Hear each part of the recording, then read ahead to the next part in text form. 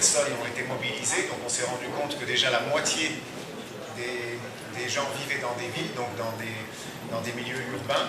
On s'est aussi rendu compte que 4,5 millions d'habitants se sont retrouvés cloîtrés chez eux, et donc une conséquence bien sûr par rapport à la circulation, par rapport au travail, par rapport à l'échange des flux, des données.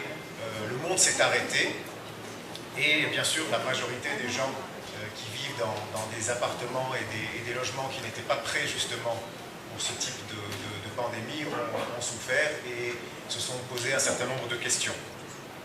Alors les constats qui ont afflué les premières semaines, enfin je dirais même les premiers jours après le confinement, d'abord tout le monde s'est dit en même temps cette phrase qu'on a déjà oubliée, que plus rien ne sera plus jamais comme avant. C'est quelque chose qu'on a déjà oublié quelques mois plus tard. On s'est aussi rendu compte que finalement le transport, et notamment le transport aérien, et tout ce qu'on nous vendait comme importance par rapport à la mobilité, par rapport au fait de se déplacer, de se rendre partout dans le monde, à tout moment. Un homme d'affaires qui ne prenait pas l'avion 2 ou 3 fois par mois était considéré comme un loser. Un chef d'entreprise devait se déplacer, devait mobiliser des gens autour de lui, et on s'est rendu compte que finalement, ces économies de quelques centimètres qu'on faisait dans les avions, dans les appareils, pour pouvoir mettre toujours plus et plus de voyageurs, n'ont pas servi à grand chose, parce que tous ces avions se sont retrouvés cloués au sol pendant des mois et des mois, et malgré ça, les compagnies aériennes n'ont pas fait faillite, elles continuent toujours à travailler. On a aussi constaté que l'espace public était dédié à la voiture, alors que pendant cette pandémie, finalement, on a pu fonctionner, on a pu circuler sans voiture. L'absurdité, comme vous le voyez sur cette image, que le trottoir s'est retrouvé bondé de gens et que les rues étaient désertes. Donc là aussi, c'était un constat important en tant qu'architecte, en tant qu'aménageur.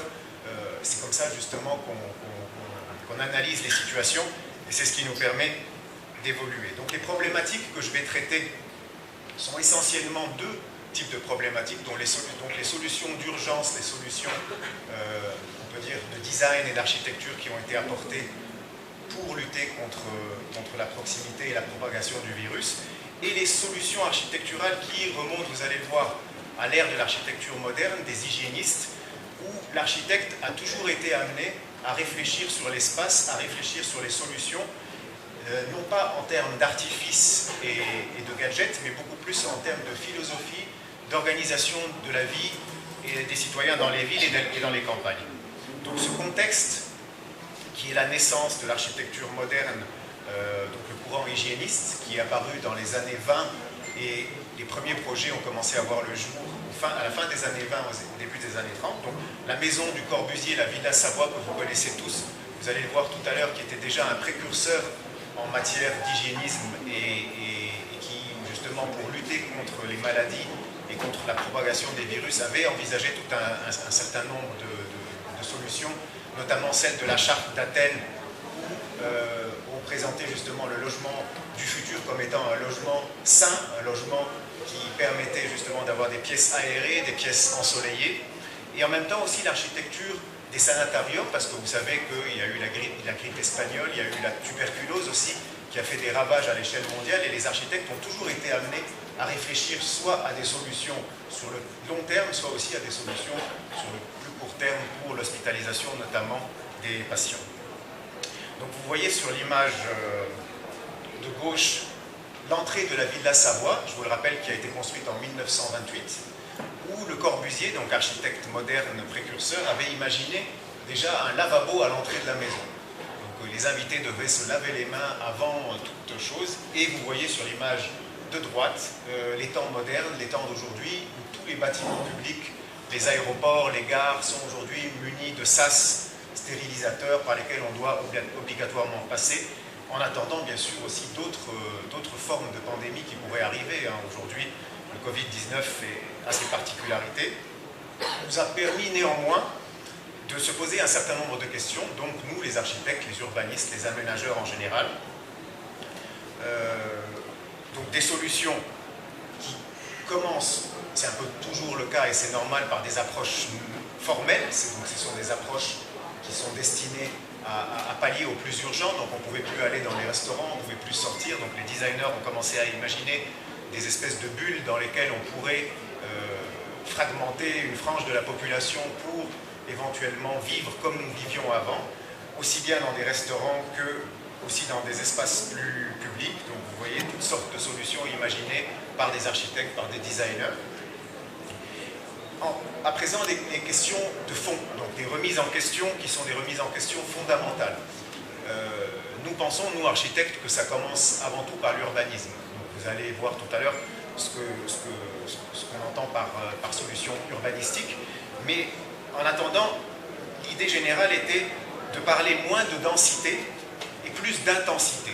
C'est-à-dire qu'on s'est rendu compte que finalement, même à travers nos rapports sociaux dans la vie de tous les jours, on avait tendance à se déplacer, à se rendre dans des salons, à être tout le temps mobile, mais est-ce que la qualité des rapports et est-ce que la qualité des échanges était aussi intéressante que les webinars et les différents séminaires qu'on a vécus pendant la pandémie, où les gens étaient chez eux, ils avaient le temps de préparer ce qu'ils avaient à dire, le déplacement était instantané, grâce à Internet, il faut le dire. Tout à l'heure, j'écoutais mes amis ingénieurs intervenir, je disais qu'effectivement, l'architecture aujourd'hui sans technologie aurait été beaucoup plus difficile que dans les années 20 ou dans les années 30 où les choses pouvaient voyager beaucoup plus naturellement. Donc, grâce à Internet, on a pu justement pallier à tous ces manques. Donc, on parle aujourd'hui d'une nouvelle forme de logement. Donc, on s'est rendu compte que les gens pouvaient travailler à partir de chez eux. D'ailleurs, un certain nombre de firmes à l'échelle internationale prônent maintenant ce télétravail et le travail à distance. On va aller vers une réduction du nombre de mètres carrés dans les sièges sociaux et une augmentation du confort dans les logements. Donc les patrons vont aujourd'hui encourager leurs salariés à avoir des espaces de travail dans leurs logements, et la vie de la famille dans les logements va se réorganiser à l'échelle mondiale et aussi bien sûr dans notre pays. On verra ça d'une façon un peu plus particulière en Tunisie. Donc quand on parlait de solutions à l'échelle du micro-urbanisme, il faudrait que dans les prochaines années, nous multiplions les centralités au niveau de nos villes. C'est-à-dire qu'une ville aujourd'hui, de la taille de Sfax, de Tunis, de Sousse, des villes de l'intérieur comme Kérouan, El Kef, et j'en citerai d'autres, ont besoin de multiplier leur noyau. On ne peut pas se contenter d'un seul centre-ville, on ne peut pas se contenter d'un seul espace public. Donc ces micro-centralités sont des outils très efficaces contre les pandémies et qui peuvent aussi, justement, on parle de la ville du quart d'heure, l'idée c'est d'avoir tout à 15 minutes à pied, qu'on puisse faire ses courses, qu'on puisse se divertir, qu'on puisse aller vers un parc public sans dépasser 15 minutes.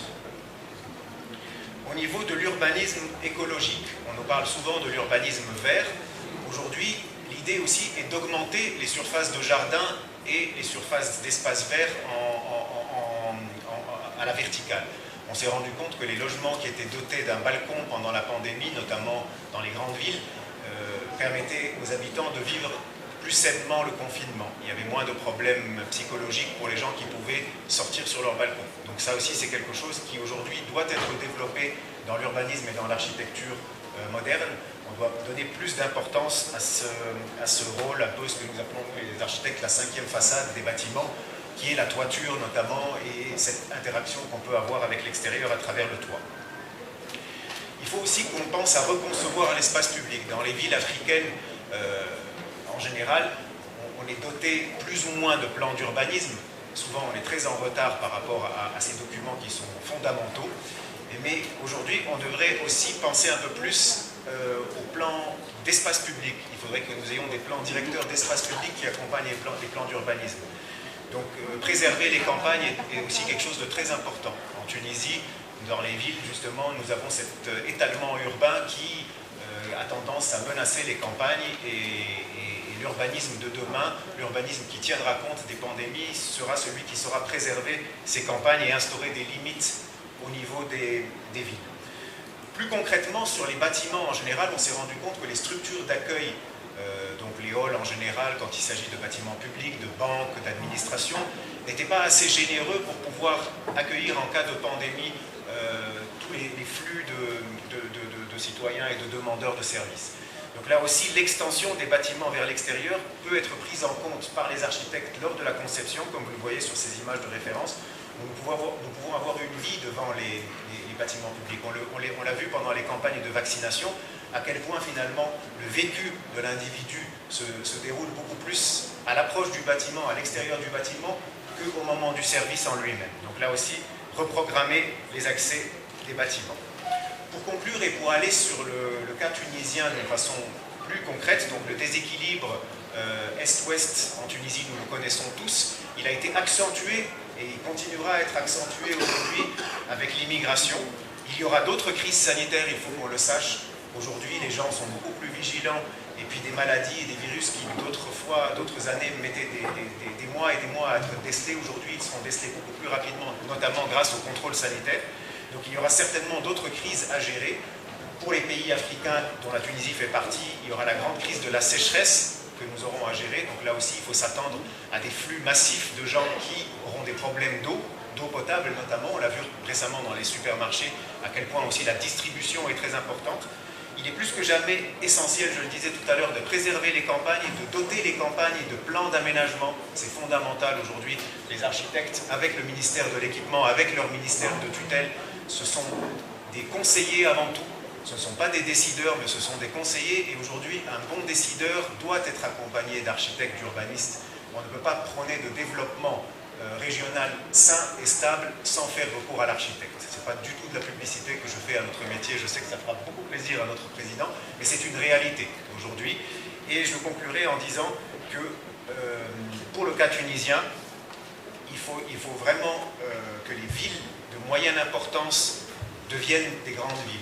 Il faut encourager les villes de l'intérieur à se développer, à se doter bien sûr des infrastructures nécessaires et surtout à créer de l'emploi. Mais c'est par le développement qu'on peut y arriver, parce que plus les grandes villes satellites, les grandes villes se répandront, telles que les grandes villes côtières justement, et plus on aura des problèmes lors de crises sanitaires et de pandémies.